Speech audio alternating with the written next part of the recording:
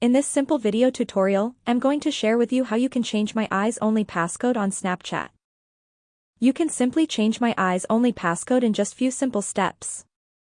To do this, simply open up your Snapchat.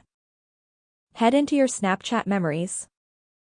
In this section of my eyes only, you will have to tap right here on options. It's just right here. Select the option of change passcode. Go ahead and enter your current passcode. Then choose any other passcode of your own choice and it will get changed successfully. To avoid getting predicted easily, create a passphrase instead. Tap right here to create your own phrase and it will get added automatically. That's how easy it is to change Snapchat My Eyes Only passcode. If you have any questions, just let me know in the comments section down below. Please don't forget to leave a like, share and subscribe for more video tutorials like this one.